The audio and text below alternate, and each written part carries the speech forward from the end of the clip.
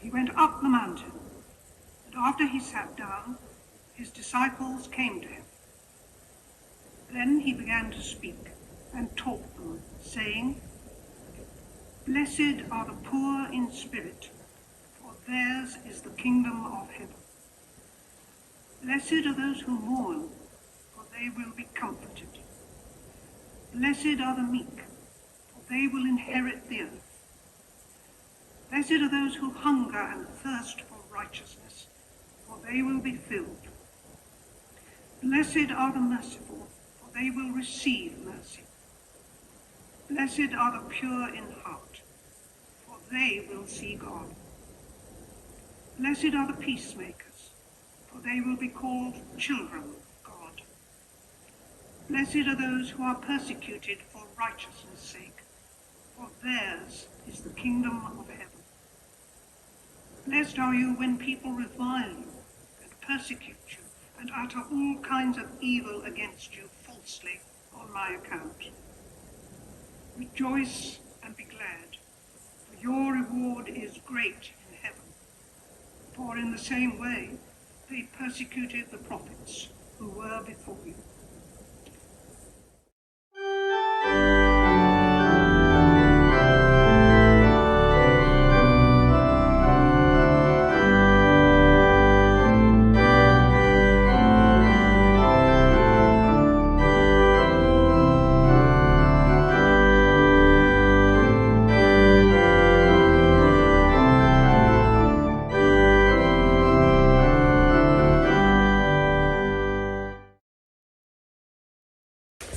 Years of the War Widows Association. I, along with our events trustee, Chris, met with our previous Padre a few months ago when restrictions were first lifted, and we discussed the format for today's service. His actual words to me were, "Your piece should be light-hearted and amusing." I'm still unsure how I made the history of the association amusing, but I'm going to do my best. I was in fact reminded of Padre John's words just 2 weeks ago when I was at the National Memorial Arboretum. It was the opening of the Remembrance Glade and it was raining. We were inside a gazebo, seated at small tables. I was sitting with the chair of the Army Widows Association, the chair of the Royal Navy and Royal Marines Widows Association, and a lecturer from a local university. When we introduced ourselves to him, his face fell, and you could see what he was thinking. Oh no, widows, this is going to be awful. After a very short time, though, we did have him laughing, and I hope we changed his view on the weeping widow for all time. Of course, there is a serious side to our association. For a start, it is one of which no one wants to be a full member. To be a full member means that your partner has died due to his or her military service. If we go back in time 50 years to when Laura Connolly refused to pay tax on her war widow's pension, it was a very different time. There were no home computers or mobile phones. The country was just getting used to working in decimal currency. I was at university and really enjoying life without many serious thoughts in my head at all.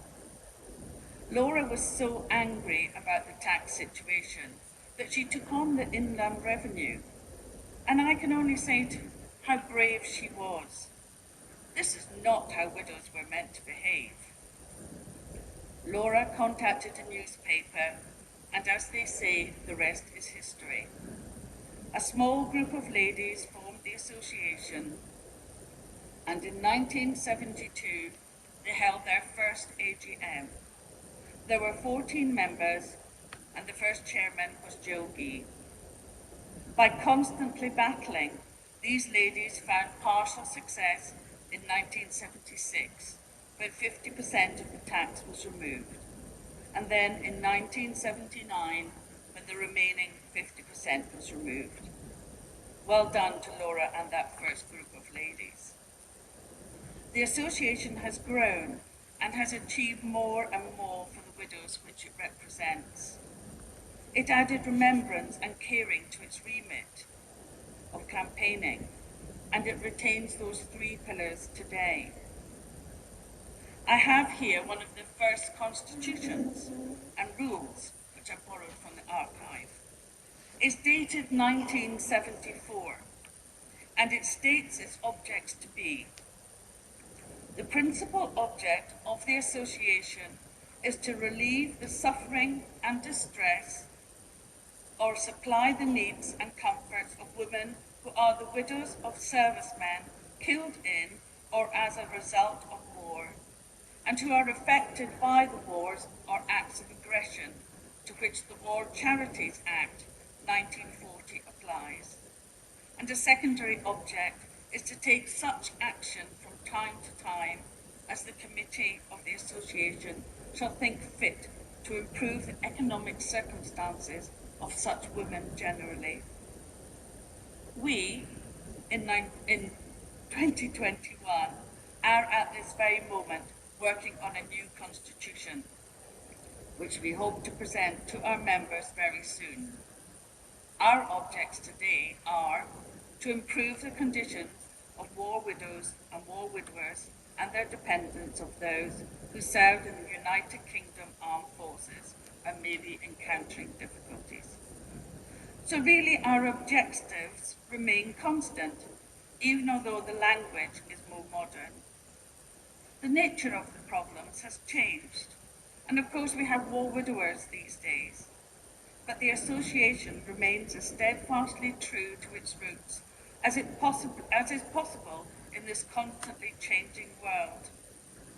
To be able to offer friendship to someone in their darkest of times is so important. We now have an online petition for our latest campaign, and I hope that every one of you will sign it and spread the word about it. What would Laura Connolly be thinking about an online petition? It's only the modern way of doing what she did all those years ago by writing to the newspaper and seeking support. Our Remembrance Weekend is vital to so many and was greatly missed last year. It all started with a campaign about the war widow's pension. And guess what? We're still fighting the government about pensions today. only this time it's for fairness and equality for those who have remarried or cohabited before 2015. It would be funny if it were not so sad. I have to say a huge thank you to everyone who is helping to keep our campaign in the public eye.